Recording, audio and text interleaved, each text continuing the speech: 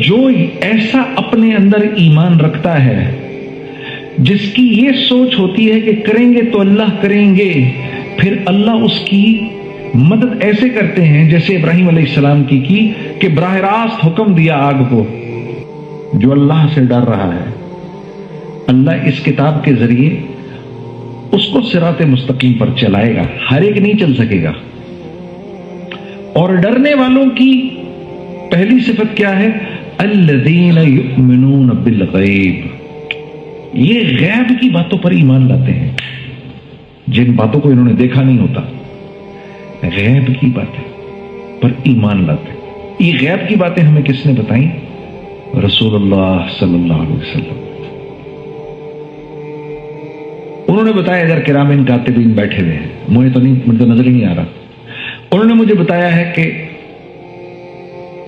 وفی السماء، مجھے ان کے ذریعے پتہ چلا قرآن کہہ رہا ہے وفی السماء رزقکم وما توعدون، میرے بندو تم سے جس رزق کا وعدہ کیا گیا ہے وہ رزق دنیا میں نہیں ہے، دنیا سے اس کا کوئی تعلق نہیں، وہ آسمانوں سے آ رہا ہے۔ وفی السماء رزقکم وما توعدون، کہ میرے بھائی وکاس تم سے جس رزق کا اللہ فرما رہے میں نے وعدہ کیا ہے اس کا تعلق زمین، پتھر، سونا، چاندی، زراعت، کاشتکاری، سورج، چاند، ستاروں، پہاڑوں سے نہیں ہے، بلکہ یہ ہم آسمانوں سے اتارتے ہیں تمہارے لیے۔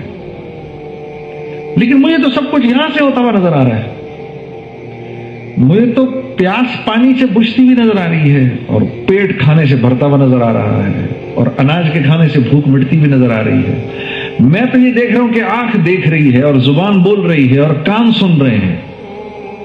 مجھے تو یہ نظر آ رہا ہے کہ میری پیسے ہیں تو میرے کام بنیں گے، پیسے نہیں ہیں تو میرے کام نہیں بنیں گے۔ مجھے تو یہ نظر آ رہا ہے کہ میری یہ نوکری گئی تو میں تو تباہ و برباد ہو جاؤں گا، یہ نوکری میں چلتا رہوں گا تو ٹھیک چلتا رہوں گا، میری زندگی بنی رہے گی۔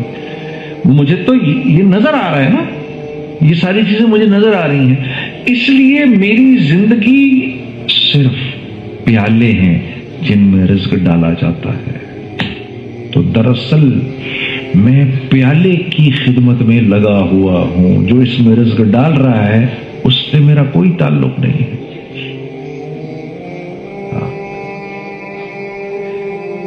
تو جو یہ زندگی گزارے گا، تھوڑے دنوں کے بعد پھر اللہ کی طرف سے اس پر حالات آنا شروع ہوں گے۔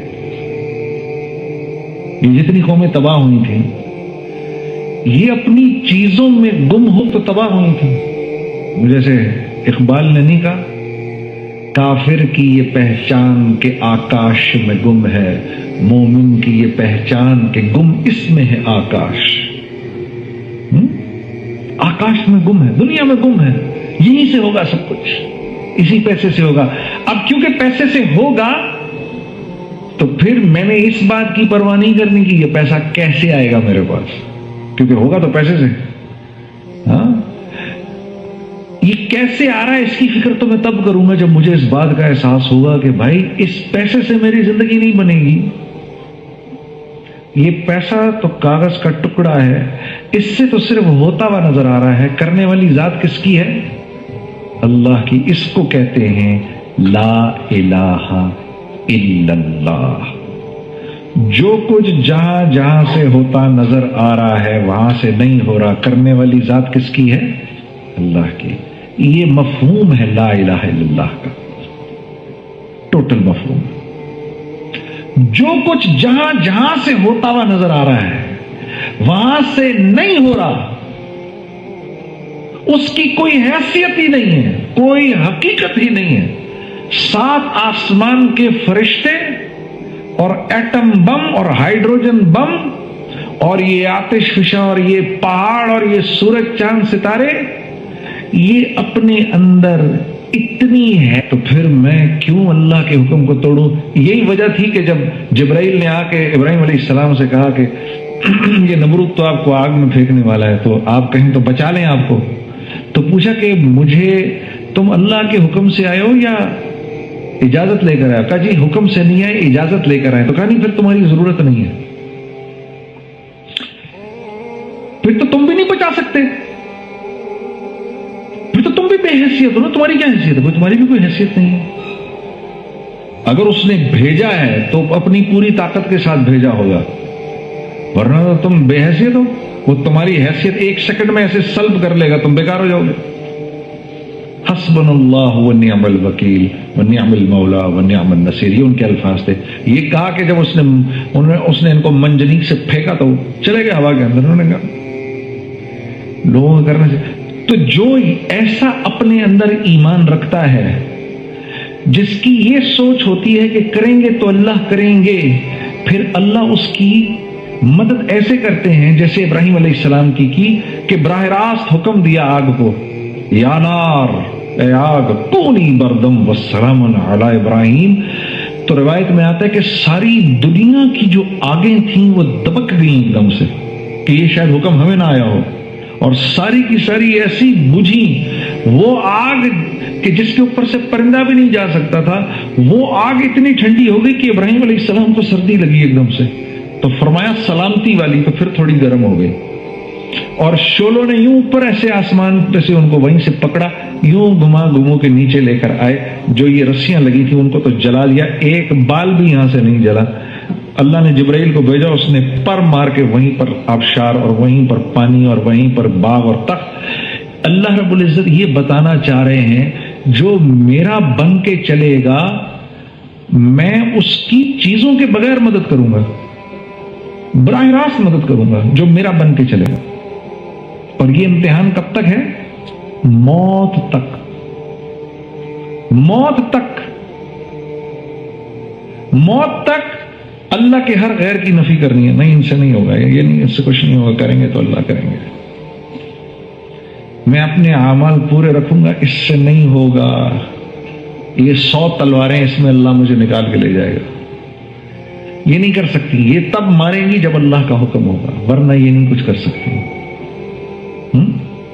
تو جب ہمارے کلمے کے دو حصے ہیں نا، لا الہ الا اللہ اور دوسرا ہے محمد رسول اللہ، کہ اس بات کا مجھے یقین ہو جائے کہ اگر میں رسول اللہ صلی اللہ علیہ وسلم کی زندگی پر چلوں گا تو ہر صورت میں اللہ نے مجھے دنیا میں کامیاب کرنا ہے، اور اگر میں آپ کے غیروں کی زندگی پہ چلوں گا ہر صورت میں نے ناکام ہونا ہے۔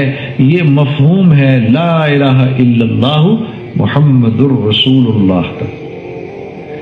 اس کو اس لیے اس پہ ابو جہل نہیں آتا تھا، وہ کہتا تھا نہیں یہ ایک اللہ کو نہیں مان سکتا میں، اور مجھے محمد مصطفیٰ کے طریقوں پہ چلنا پڑے گا، یہ میں نہیں کر سکتا۔ وہ ہم سے زیادہ کلمے کے مفہوم کو جانتا تھا، ہم تو کلمہ پڑھ کے بھی مفہوم سے ناواقف ہیں کہ اس کا بیسیکلی مطلب کیا ہے، بھائی لا الہ الا اللہ محمد رسول اللہ کا مطلب کیا ہے، نہیں کوئی معبود سوائے اللہ کے، اور محمد صلی اللہ علیہ وسلم اللہ کے رسول ہے، یہ تو ترجمہ ہے، مفہوم کیا ہے اس کا، یہ کلمہ میرے سے ڈیمانڈ کیا کر رہا ہے، میں نے پڑھ تو لیا، یہ میرے سے کیا چیز مانگ رہا ہے، یہ میرے سے کیا چیز ایکسپیکٹ کر رہا ہے۔ یہ ڈاکٹر ہیں، یہ کہتے ہی آپ اور میں سمجھ جائیں گے کہ ان کی زندگی کے اندر کون کون سی محنتیں ہوئی ہیں۔ یہ کسی میڈیکل کالج گئے ہوں گے، وہاں پر جا کے یہ ٹیچرز سے پڑھے ہوں گے، یہ وہاں پر جا کر انہوں نے لیبز اٹینڈ کی ہوں گی، انہوں نے پیشنٹس دیکھے ہوں گے، انہوں نے کسی کتابیں پڑھی ہوں گی۔ یہ بھی کچھ عرصے کے بعد اگر ذرا سا کورس اور آگے کرتے ہیں سرجنز بن جائیں گے، صرف یہ کہنے سے کہ یہ ایک ڈاکٹر ہے۔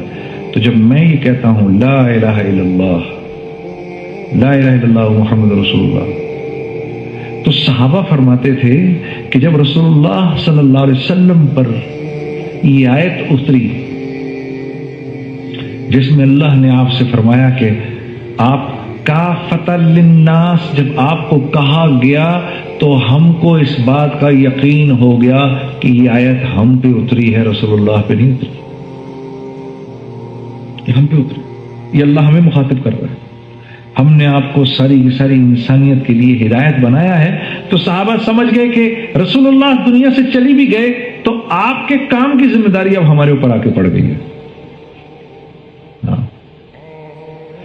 اس آفس میں کام کرنے والا اگر اس کو اپنی ذمہ داری کی سمجھ میں آ گئی تو سارا کا سارا دفتر اس کی عزت کرے گا، ایسے ہی ہے نا۔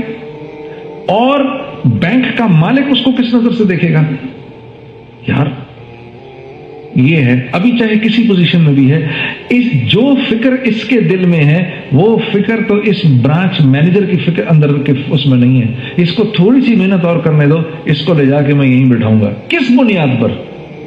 کس بنیاد پر؟ اس کی فکر کی بنیاد پر۔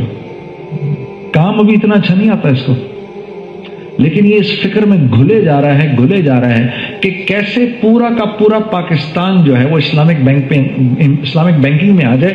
اس فکر نے وکاس کو پاگل کیا ہے. اس کو سمجھ میں نہیں آ رہا کہ میں کس طرح سے پورے کے پورے ملک میں یہ جو لوگ کنونشنل بینکنگ کر رہے ہیں میں کس طرح سے ان کو اس سے نکلواؤں. یہ فکر جو ہے نا، یہ فکر یہ سب سے بڑا ایسٹ ہے اس کا. کام ابھی وہ کیسے نکالے گا یہ تو ابھی یہ فگر آؤٹ ہی نہیں کر سکا. اس بنیاد پر یہ بینک کے چیئرمین کے آگے ایک ویلیو رکھتا ہے. اس دنیا میں ہم اور اس کائنات میں ہم جتنی بھی نعمتیں دیکھتے ہیں نا، یہ ساری کی ساری نعمتیں اللہ کے ہاتھ میں ہیں.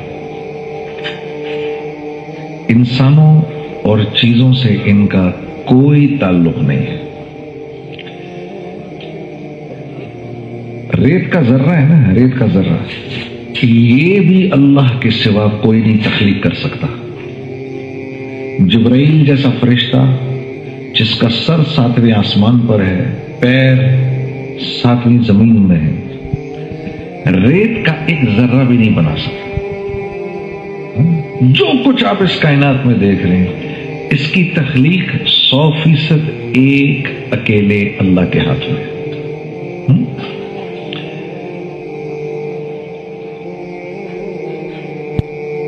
انسان دنیا میں کیوں بھیجا گیا؟